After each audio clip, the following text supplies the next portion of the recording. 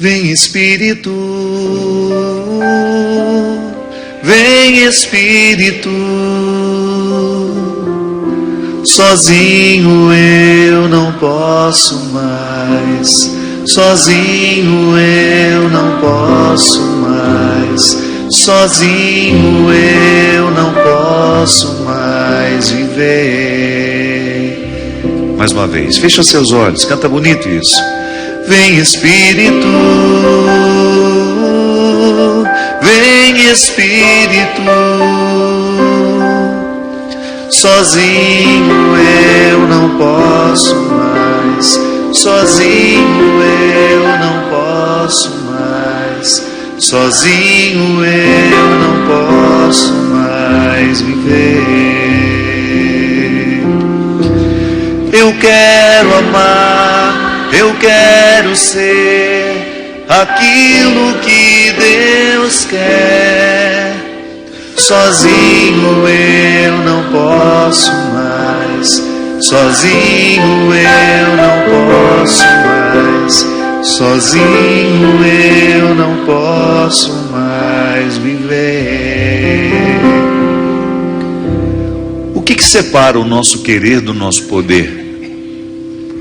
Nessa música a gente fala que a gente quer amar, a gente quer ser aquilo que Deus quer. Mas por que nem sempre nós conseguimos poder aquilo que a gente quer?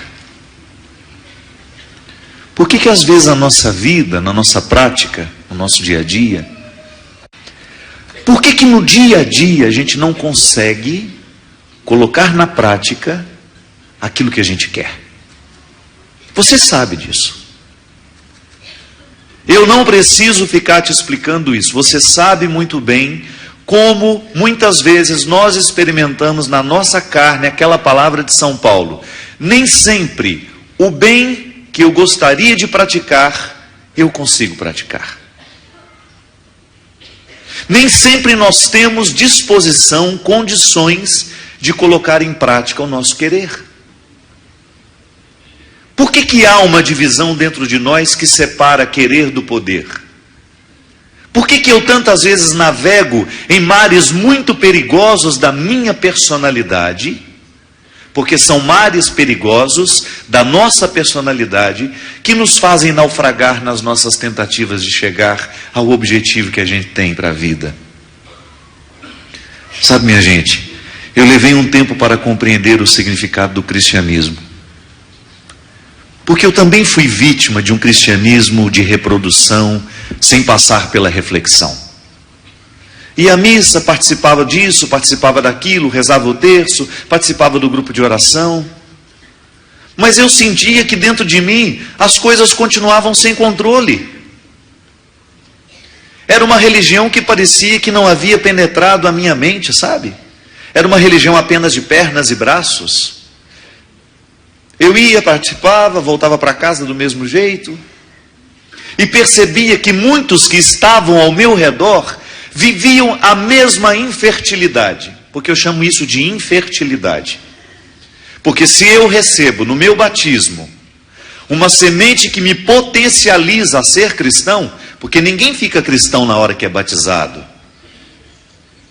Nós recebemos o dom naquele momento que somos mergulhados na água, que o sacerdote derrama sobre a nossa cabeça, o sinal visível de que o Espírito está a partir daquele momento habitando a nossa vida.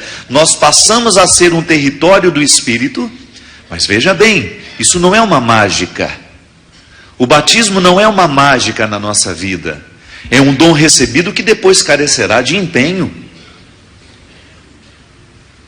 E foi então que eu percebi que o meu cristianismo não produzia frutos, é porque eu não compreendia o meu batismo como um processo diário, necessário, de continuar mergulhando a minha personalidade na personalidade de Jesus. E por isso eu continuava, me dizia cristão, mas sem atitudes cristãs.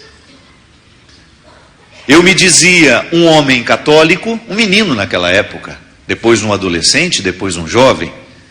Eu me dizia católico, cristão, Mas eu não tinha, no meu jeito de ser, no meu jeito de pensar, as consequências daquilo que eu dizia ser. Era como se eu fosse, como dizia São Paulo no hino aos Coríntios, um sino que retine, que só faz barulho. Por que o meu querer ficava tão distante do meu poder? Por que eu não conseguia atualizar na minha vida aquilo que eu tanto queria? Porque é engraçado, eu como padre, eu esbarro o tempo todo em pessoas que querem ser boas. É muito difícil a gente encontrar pela vida alguém que fala assim, hoje eu quero ser ruim. Não é? Ou acorda de manhã e fala, hoje eu quero fofocar. Não. É o próprio movimento da vida que vai nos levando a fazer isso.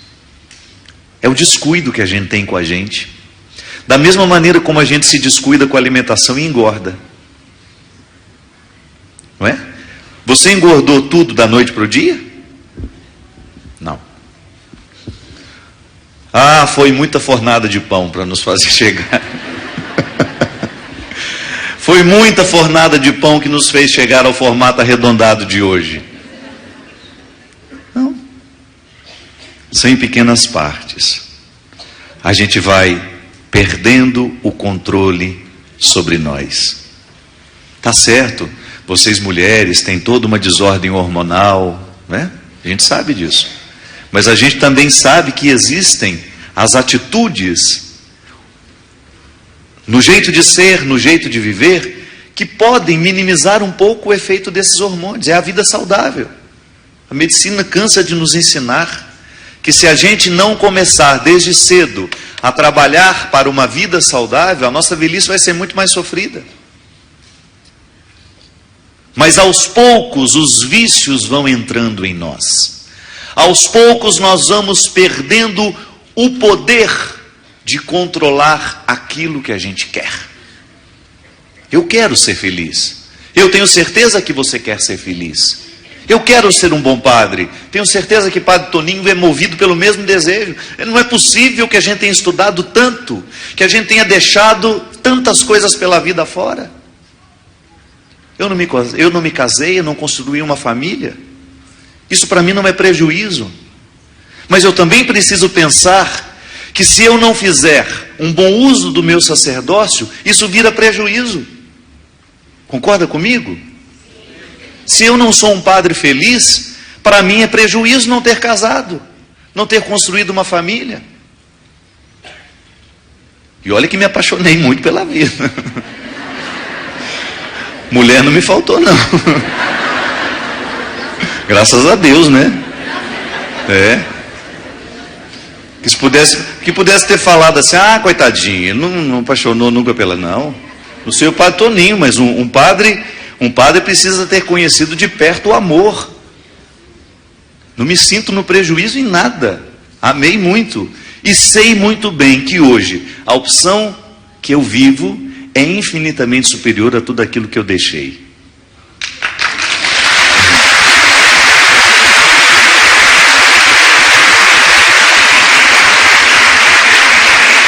E sabe o que é mais interessante? A cada dia isso tem se tornado mais consciente para mim. Que bom que eu escolhi essa vida. Que bom que hoje eu estou aqui com vocês. Que eu não tenho nenhuma mulher ligando meu celular perguntando, cadê você?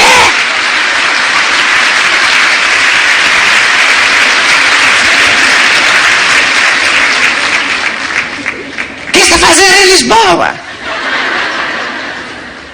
Para isso que a gente fica padre.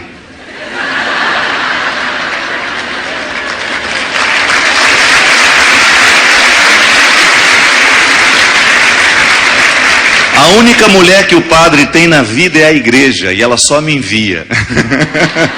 Ela me manda para o coração do povo.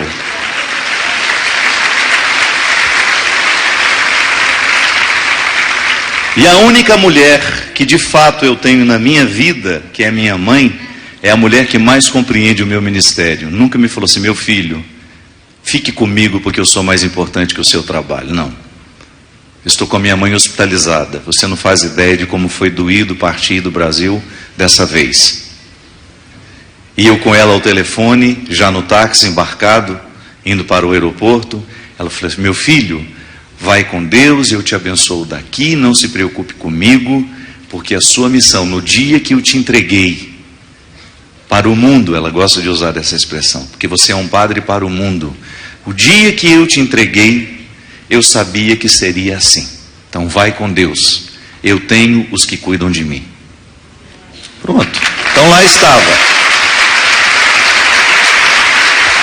Mas se eu estivesse infeliz com a minha escolha, eu jamais teria condições de compreender essa partida, eu encararia isso como um prejuízo. Não.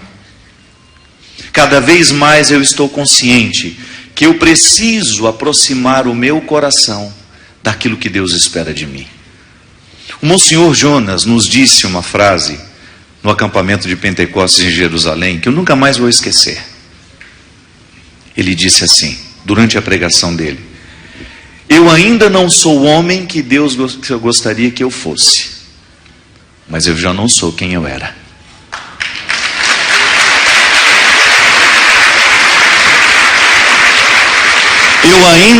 Vamos repetir isso? Eu ainda não sou o homem que Deus gostaria que eu fosse, quem eu era. Alguma coisa aconteceu. E sabe o que é isso? É o efeito da vida cristã sobre nós. Porque quando Jesus de fato acontece no nosso coração, nós iniciamos um processo de semelhança. Isso é bonito demais. A teologia nos diz que nós somos imagem e semelhança de Cristo.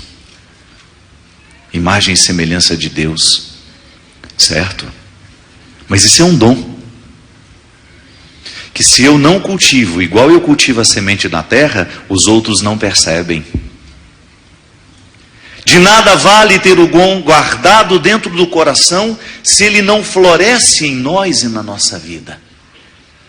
De nada vale eu ter essa presença de Deus em mim, se eu não cultivo para isso crescer cada vez mais, e eu não ter mais condições de controlar isso. É maravilhoso quando você encontra um ser humano que já não tem mais controle do que Deus faz através dele.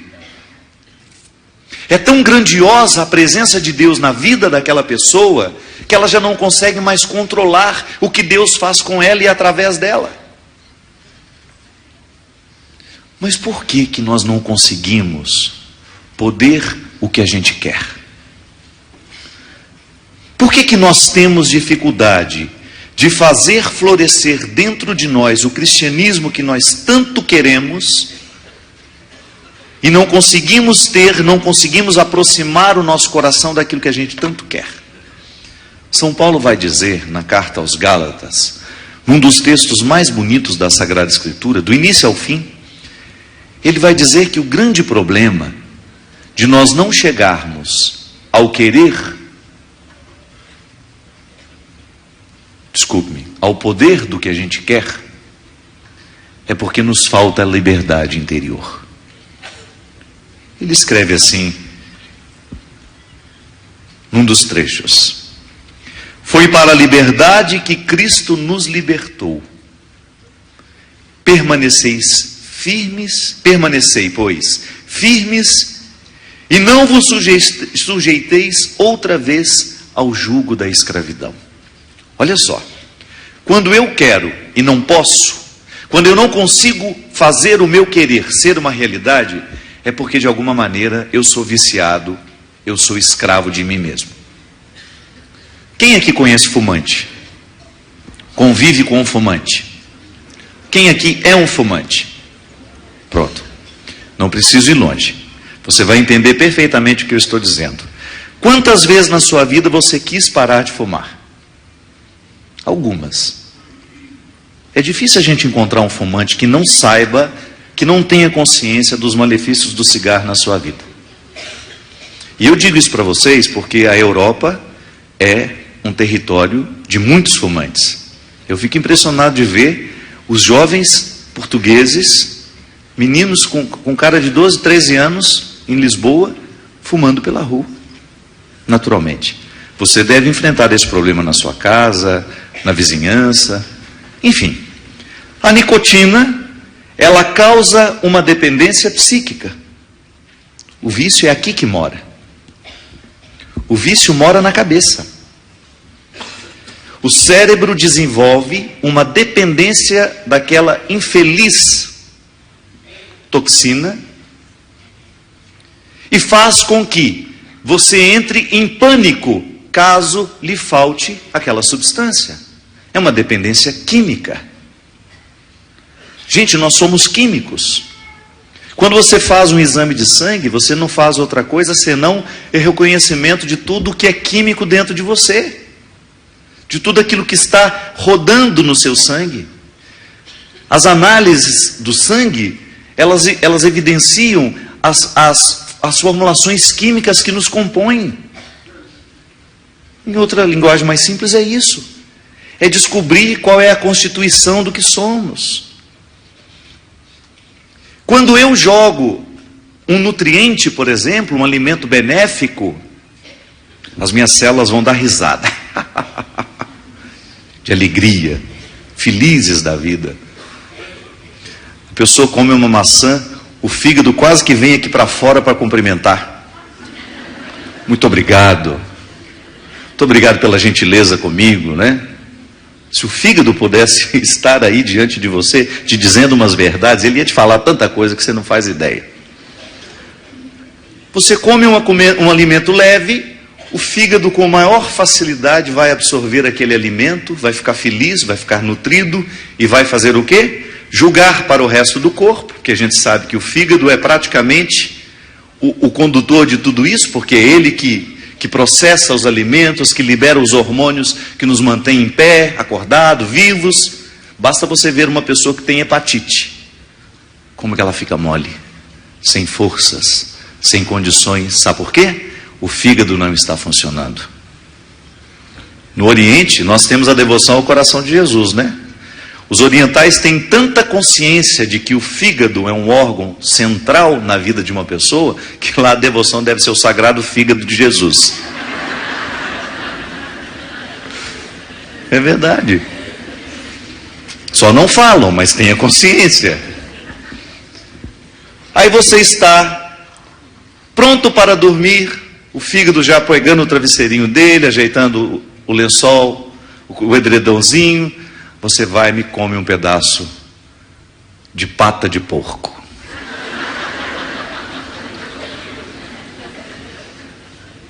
Aí imediatamente ele recebe o recado que está descendo uma coisa pesada para ele enfrentar. Eu não acredito, gente, são 10 horas da noite, o que essa criatura me vai comer uma pata negra? Está sem juízo, enlouqueceu. Depois vai dormir, eu fico aqui o resto da noite trabalhando. Aí toma um vinho aí que ele fica todo mole. Além de me encher de gordura, ainda me deixa tonto. Como é que eu vou trabalhar tonto, meu Pai de misericórdia? Uma brincadeirinha para a gente entender como nós somos cruéis com a gente mesmo. Comemos na hora errada, fazemos as coisas erradas. E aí essas toxinas, esses alimentos que nos intoxicam, eu não estou dizendo que tem que parar de comer, não, eu também gosto. Estou falando que às vezes a gente tem que ter a disciplina dos horários, saber a quantidade certa. Não, essa semana eu já comi muito doce. Essa semana eu já ingeri muita gordura, preciso compensar. Vou fazer uma atividade física para poder aliviar o trabalho do pobrezinho. Só para dar um exemplo de que nós somos essas toxinas que estão aqui, funcionando agora, neste momento. Se faz um exame de sangue, nós vamos identificar. Quando você tem uma dependência química, o cérebro, ele trabalha a partir das ordens daquela toxina. Então, eu posso ser um fumante e dizer, eu quero parar de fumar. O querer é uma coisa. Mas por que eu não posso? Porque não é fácil quebrar o poder da dependência. Não é fácil. Gente, isso é muito cruel. Quando você percebe que você joga para dentro uma pessoa que vai te colocar amarras. quando você joga para o seu organismo uma toxina que vai privar a sua liberdade pessoal. Tá bom, isso é a nicotina. Você pode falar isso do álcool, da pessoa que é alcoólatra, que tem uma dependência do álcool, não consegue parar de beber, por mais vontade que tenha. Você pode falar isso de uma pessoa que tem uma dependência da cocaína, do crack, da maconha. São muitas realidades. São muitas as realidades que são capazes de provocar em nós um processo de dependência que nos priva da nossa liberdade interior. Só que a palavra de Jesus, a sua proposta, é uma proposta de libertação da liberdade. Por que isso, gente? Isso está muito estranho. Como é que eu posso libertar a minha liberdade? Sim, ao ser mergulhado nas águas do batismo, você recebe a vocação de ser livre. Eu nasci para ser livre. Eu não posso permitir que nenhuma realidade venha me escravizar. Eu sou um território proclamado livre desde o momento em que eu nasci. Eu recebi o dom da liberdade. Você recebeu o dom da liberdade. Este é um valor que não se pode negociar.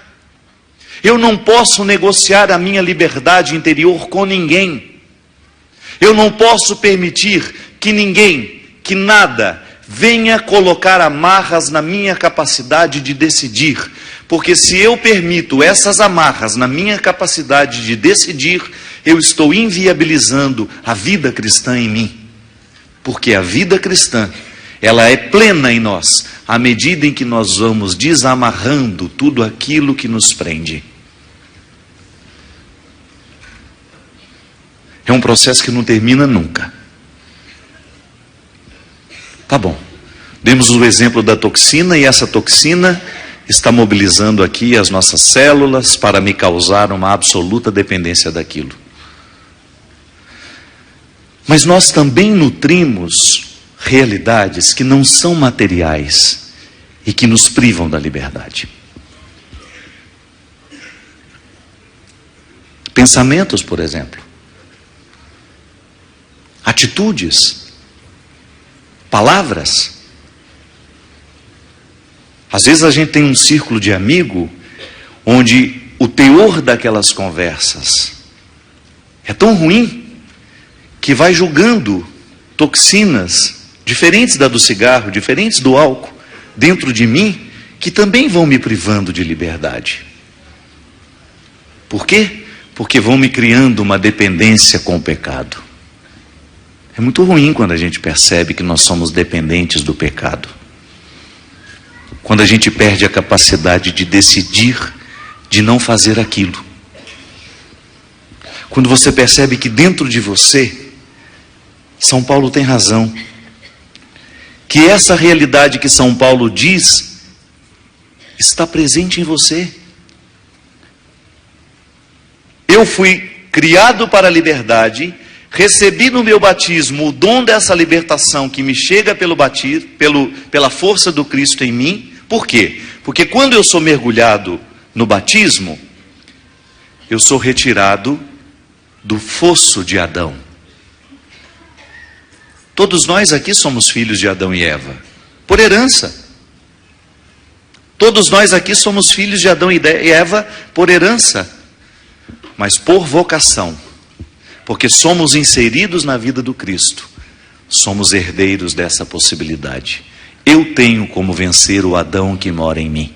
Você tem como vencer a Eva que mora em você. Como? Pelas forças do cristianismo que te movem.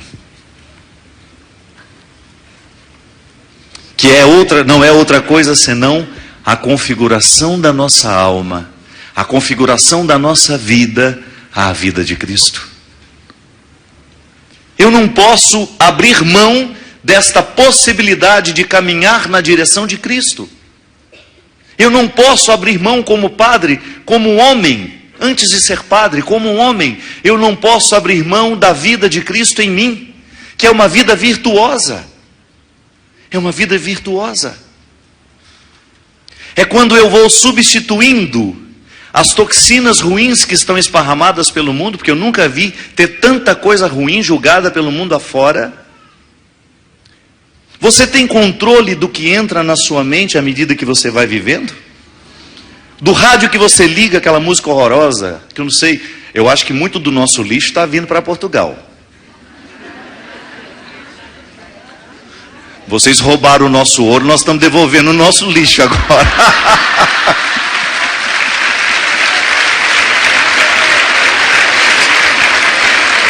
Vocês trouxeram o nosso ouro, nós estamos devolvendo música agora. Roubaram não, que essa expressão é injusta. Vocês eram donos do Brasil naquela época, então você estava trazendo o que pertencia a vocês. É verdade, é a leitura histórica. Vocês estariam roubando se vocês não fossem dono de nós naquela época. Então vamos fazer justiça à linguagem. Vocês traziam o que era de vocês. Depois, quando nós proclamamos a independência, aí ficou diferente. Mas agora nós estamos devolvendo a música. Minha gente, nós temos escutado no Brasil tanta coisa ruim, tanta palavra maldita, musicada. Maurício é músico, sabe disso? Maurício é músico da mais alta estirpe. Tem uma família musical invejável. De maestros, de grandes compositores. E ele mesmo fez parte dos Abelhudos. Um grupo infantil que fez muito sucesso nos anos 80 no Brasil.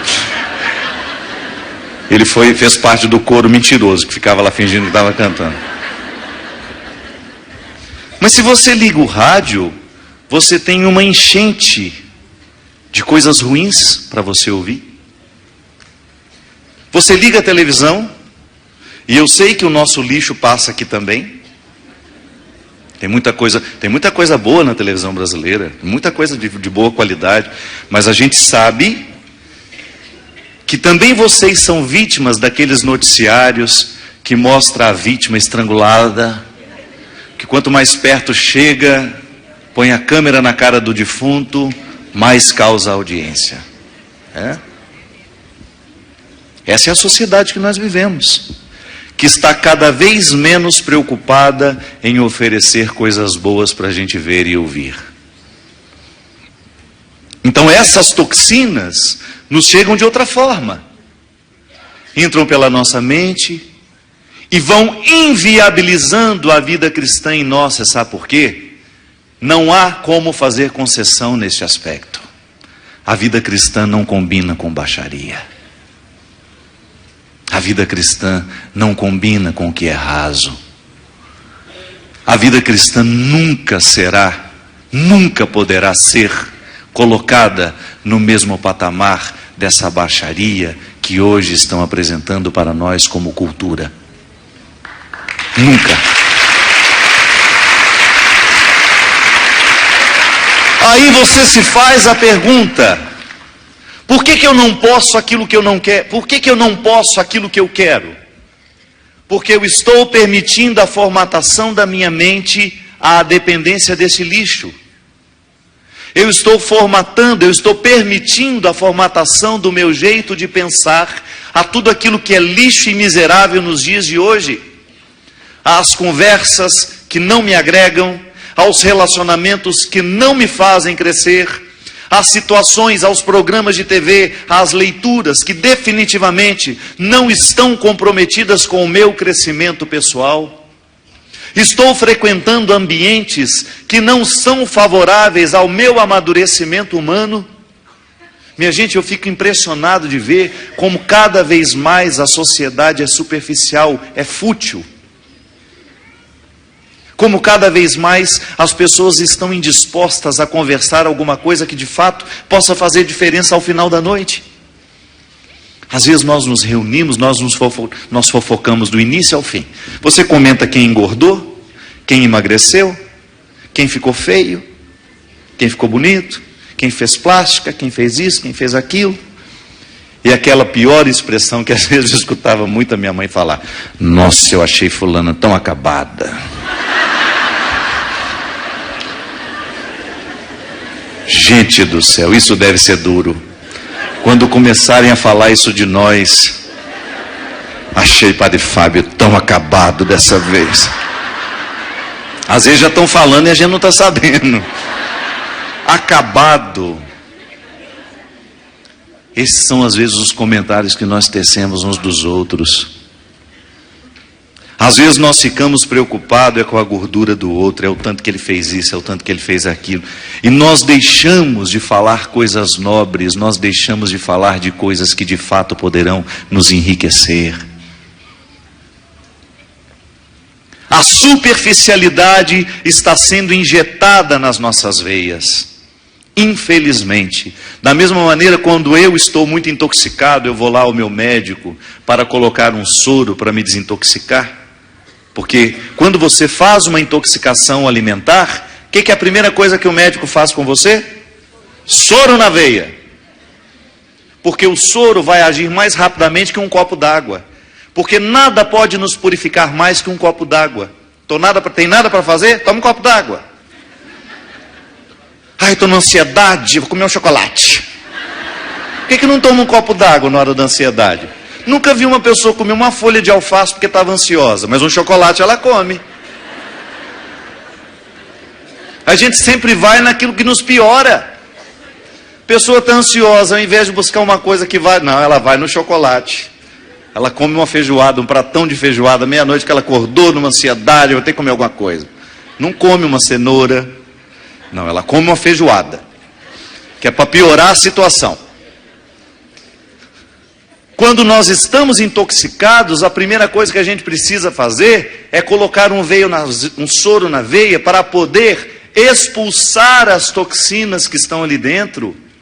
O corpo grita pela desintoxicação.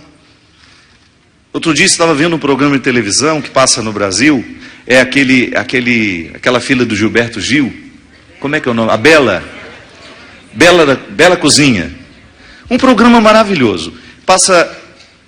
Estava viajando e no avião que eu viajava tinha a televisão assistindo ao vivo.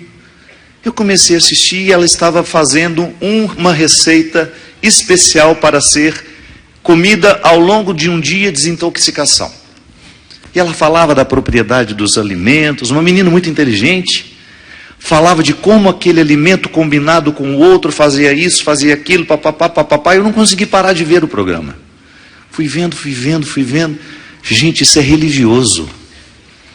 Aí você entende por que os judeus têm tanta reverência ao alimento, e o alimento específico do dia. As ervas amargas, na celebração da Páscoa judaica. Tudo que é amargo desintoxica, né? Menos as pessoas. Uma pessoa amarga... Uma pessoa amarga vai te intoxicar ainda mais. Nossa, só de passar perto, já sente aquele frio na espinha. Não é assim? Já sente aquele frio na espinha, só com a cara feia que ela passa perto de você. Porque tem gente que tem a cara de desagradável e faz questão de ter, né? Tudo bem? Não. Não estou bem. A erva amarga tem o poder de desintoxicar o fígado. Onde é que moram as toxinas dos alimentos? Por onde passam essas toxinas? Quem filtra essas toxinas? O fígado. Então, no ritual judaico, para representar o nosso desejo de expiar os nossos pecados, no momento da ceia judaica, come-se ervas amargas. Para fazer uma íntima conexão com a dimensão espiritual com a minha vida prática. Então, quando eu coloco um soro na minha veia, é para acelerar, para jogar fora de maneira mais rápida aquilo que está me inflamando. Outro dia eu achei tão interessante, eu não sabia disso. Pode ser que você também não saiba. Um amigo meu me explicando o processo da gordura no corpo. Porque uma coisa é essa gordura que você vê em mim, que eu vejo em você. Outra coisa é aquela gordura que não vemos, que está lá nos órgãos. tem a doença do fígado gordo, né? Já ouviu falar? Pois é. É aquela gordura que vai sendo parada nas camadas do fígado. Eu tinha uma médica, uma hepatologista, que uma vez ela me contou que às vezes ela faz cirurgias hepáticas, quando ela vai abrir para ver a situação. Gente, ela falou que ela já chegou a encontrar margarina. A tal da margarina, que é puro, como é que chama aquilo? É um creme vegetal, né? Que a gente nem sabe o que é. É o CH, não sei o que, papapá, papapá. Porque uma coisa é comer a manteiga, né? Você sabe de onde vem, você olha a vaca, está ali. E a margarina? É igual o Chester. Alguém já viu um Chester andando? Ninguém sabe o que é aquilo. É uma ave desse tamanho. Tem um peito dentro. Ela estava dizendo que às vezes o alimento é tão gordo, que o fígado não consegue processar. Você tem, aí aquilo vai virando uma gordura em torno e vai impedindo o funcionamento dele, vai matando ele por dentro. Aí ela estava também, aí o outro amigo meu me explicando, o que é a gordura? É a inflamação. A gordura não é nada mais que um processo inflamatório. Então, quando você encontrar um amigo que está gordo, você pode amenizar a situação. Você está com alguma inflamação? Estou te achando meio inflamado. Gente, brincadeiras à parte, o mesmo acontece na nossa vida espiritual. Quando eu não cuido daquilo que entra pela minha cabeça, pelos meus olhos, pelos meus ouvidos, eu vou danificando a minha vida cristã. Quando eu permito que todas as toxinas deste mundo, que eu já dei os exemplos aqui simples, do nosso dia a dia, de palavras que entram na nossa cabeça, que provocam um estrago dentro de nós, de coisas que nos chegam pelos olhos e que vão intoxicando a nossa vida espiritual, vão nos impedindo de chegar ao melhor de nós mesmos, porque nós vamos deixando de ser livres. Da mesma maneira como a toxina da nicotina me vicia e me impede de chegar à libertação.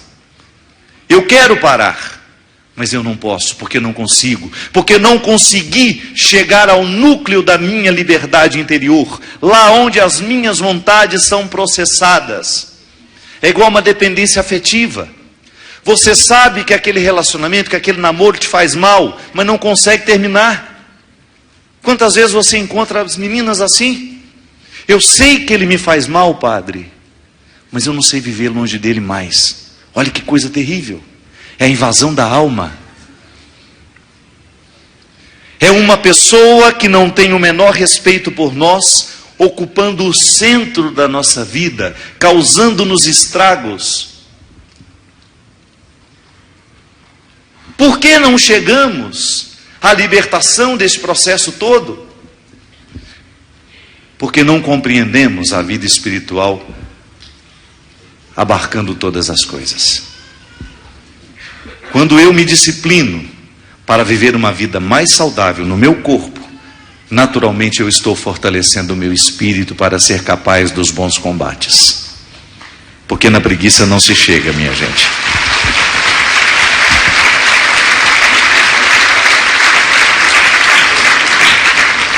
Os preguiçosos não chegam nem na antessala do purgatório. Nem para servir cafezinho na antessala do purgatório os preguiçosos serão nomeados. A preguiça é o principal dificultador para que a gente tenha condições de chegar a essa liberdade interior.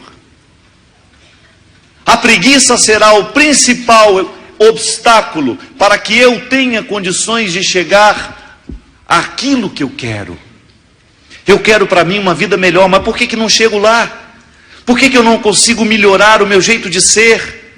Por que eu não consigo driblar dentro de mim todos os obstáculos que eu tenho, que são tão vivos, que me apartam dos outros? Por que eu sou tão grosseiro com o outro? Nós falávamos disso ontem na missa. Por que eu tenho tanta dificuldade de colocar sob o domínio aquilo que me domina? Essa é a grande questão. Se eu não provoco essa liberdade em mim através de uma vida espiritual, de uma disciplina diária, para isso nós temos, a igreja nos ensina 1000 motivos, 1000 caminhos. Para que a gente reza, padre? Eu também te faço a mesma pergunta. Você reza para continuar repetindo um preceito? Ou você reza para educar o seu coração para que ele seja capaz de decidir por situações que o favoreçam? O que você pede a Deus?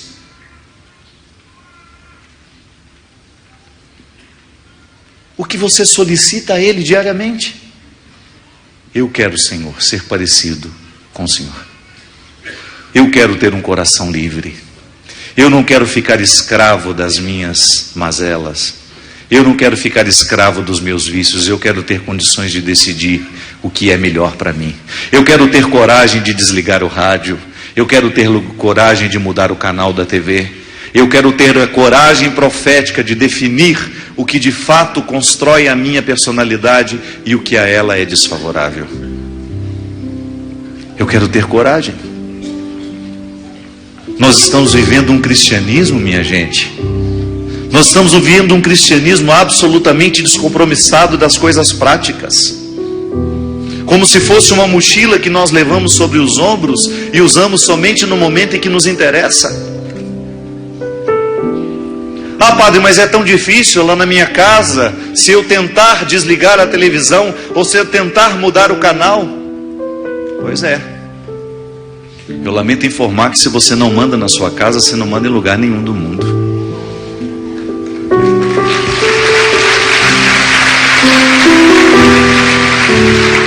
Santo Agostinho já dizia: eu não posso impedir que os passarinhos voem sobre a minha cabeça, mas eu posso impedir que eles façam ninho. É isso que nós precisamos, minha gente. Fortalecer a nossa vontade. Você precisa fortalecer o seu coração para você ser capaz de dizer não a tudo aquilo que te destrói. Chega de preguiça. Cristo está contigo. Não há nada que você hoje não seja capaz de vencer, ainda que você precise ajuda. Quando a gente fala que nós somos capazes de vencer qualquer coisa, nós não estamos abrindo mão da presença do outro na nossa vida, não. Ontem eu encontrei esse casal que me emocionou muito logo após a missa. Como é que é o seu nome? Cristina e Eduardo. Eduardo, encontrei na saída da missa ontem. E a Cristina, muito emocionada, ela nem conseguia falar comigo. Não foi, Cristina? E ela só falou assim: padre, o meu marido estava numa depressão tão triste, perdendo o sentido da vida. E assistindo a canção nova, ouvindo as suas palavras, ele hoje está aqui em pé. Olha isso.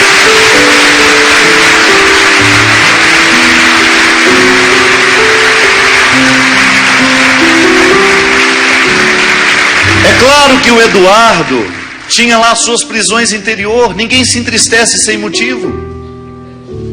Mas você pode ter certeza que esse menino acreditou na hora certa e lutou com as armas corretas. Porque às vezes nós estamos lutando com as armas erradas. Nós queremos vencer a nossa depressão, mas nós não estamos fazendo a parte que nos cabe para que esse milagre se torne uma realidade na nossa vida. E eu não tenho dúvida, sem medo de errar, Cristina representou na vida dele essa mão de Deus que nos sustenta tantas vezes através das pessoas que nos amam.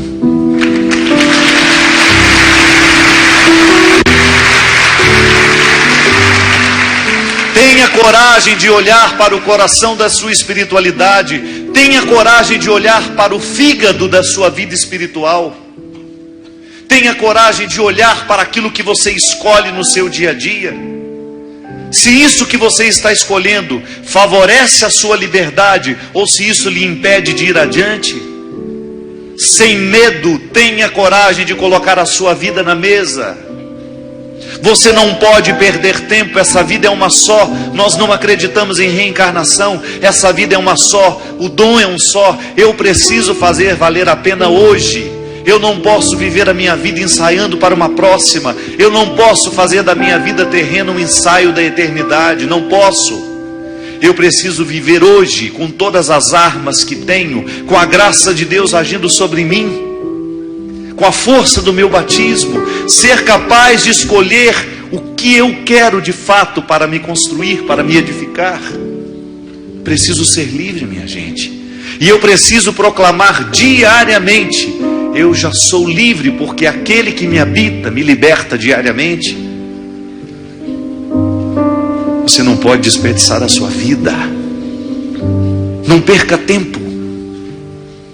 Não sabemos quanto tempo nos resta para você fazer a sua vida valer a pena. Não tem problema que já seja tarde. Aos seus olhos pode ser tarde. Aos olhos de Deus a vida está apenas começando para você. Nunca é tarde para a gente recomeçar na nossa vida. Deus está contigo. É tão maravilhoso quando nós encontramos alguém que pela força do céu foi capaz de dar um passo na direção de um futuro melhor. Nada pode ser mais evidente da presença de Deus em nós, minha gente, do que isso. As pessoas notarem que já não somos quem éramos, que hoje nós estamos um pouco mais livres do que éramos ontem. Presença forte em mim, eu posso dizer, habitas aqui, porque escravo eu fui e hoje eu sou mais livre aos teus pés.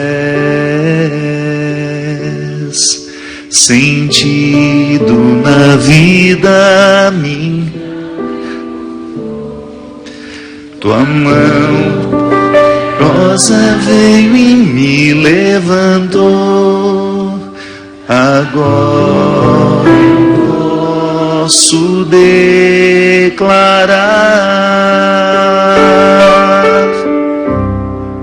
hoje livre sou, tenho sede da tua graça cada dia mais. Vou mais longe quando aqui estás, com palavras de amor, te adoro, Senhor. Hoje livre sou, meu tesouro, minha herança, meu supremo bem. Nem tribulações, nem dor podem nos separar, e jamais irão o que o amor selou. Hoje livre estou. É uma das passagens que mais me emociona na Sagrada Escritura. É aquela em que Madalena é encontrada no meio da multidão, pronta para ser apedrejada. Nada tinha dado certo na vida daquela mulher. Nada. Tinha sido uma prostituta, não havia conhecido o verdadeiro amor, nunca tinha sido amada por homem nenhum. Trazia nas carnes todo o sofrimento que uma pessoa não amada pode trazer. E o pior, rejeitada pela própria religião. Porque hoje ainda você tem a graça de trazer todos os seus pecados e estar numa religião que sabe valorizar o miserável. Ela não. Coloque-se no lugar dela. Enfrente a multidão como Madalena precisou enfrentar. Com todos os erros caindo sobre ela, com a consciência infeliz de não ter sido a mulher que poderia ter sido,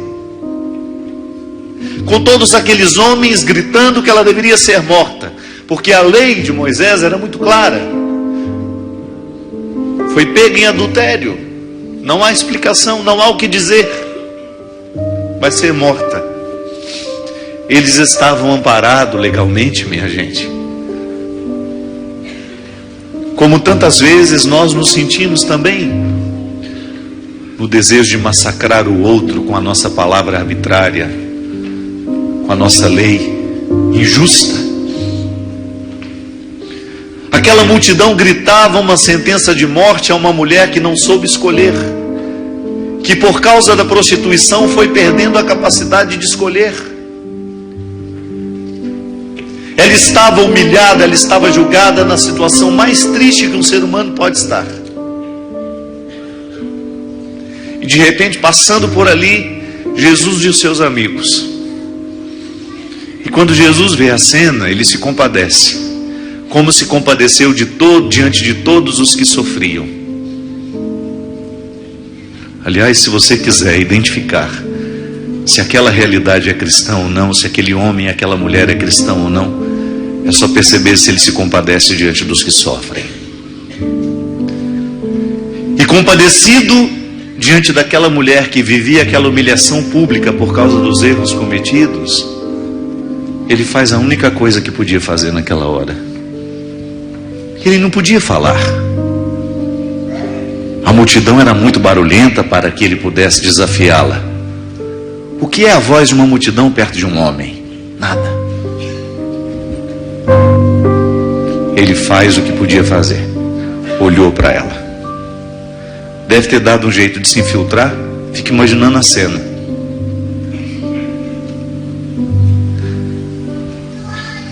E se essa mulher conseguiu olhar para ele, é porque ele também se abaixou. Concorda comigo? Se ela já estava prostrada por terra, Jesus não ficou em pé. É certo que ele não ficou em pé. Ele ficou no mesmo lugar que ela estava. Ele desceu. Ele também tocou o chão daquela miséria. E fez com ela o que fez com muitos ao longo da sua vida. Olhou. E naquele olhar de Jesus, ele foi devolvendo a Madalena tudo aquilo que a vida havia roubado. Devolveu o amor próprio, devolveu coragem, devolveu fé. Ontem eu abençoei a criança que existia em vocês. Eu acho que naquele momento Madalena recebeu de Jesus a bênção da criança que ela precisava receber. A criança que sofria, que tinha sido abandonada, a criança que não tinha quem a amasse, quem a educasse. E o milagre só foi possível porque foi restituído àquela mulher tudo o que a vida havia roubado. Ela ficou livre de novo. Aquela que então aceitaria ser morta, sentiu-se no direito de levantar, e somente no momento em que ela se levantou, a multidão se calou. E foi a hora que Jesus pôde dizer alguma coisa.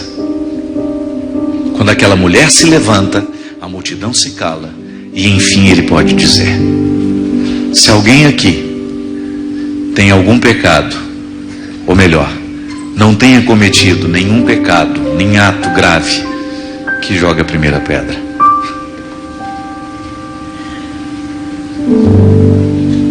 E a sentença que Jesus oferece àquela mulher é futuro. Madalena, vai embora, minha filha. Vai viver diferente. Vai desintoxicar o seu fígado. Vai respirar coisas boas. Vai fazer amigos que talvez você não tenha tido. E tanto é que quem foram os amigos de Madalena? Os amigos de Jesus. Porque mais tarde essa mulher testemunharia a ressurreição.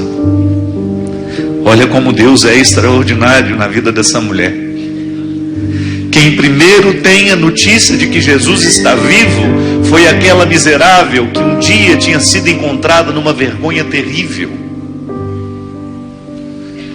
Quem foi a portadora dessa novidade que ainda nos move, que nos traz aqui hoje, porque acreditamos na ressurreição de Jesus, não foi um doutor da igreja. foi Madalena, aquela que primeiro viveu a ressurreição na sua vida de um jeito muito diferente. Porque antes de conhecer a ressurreição da carne, Madalena conheceu a ressurreição dos sonhos, da esperança. E ela pôde dizer isso diante de todos: tenho sede da tua graça cada dia mais. Sou mais forte, vou mais longe quando aqui estás. Com palavras de amor, te adoro, Senhor. Hoje livre sou, meu tesouro, meu supremo bem. Nem tribulações, nem dor podem nos separar, e jamais irão romper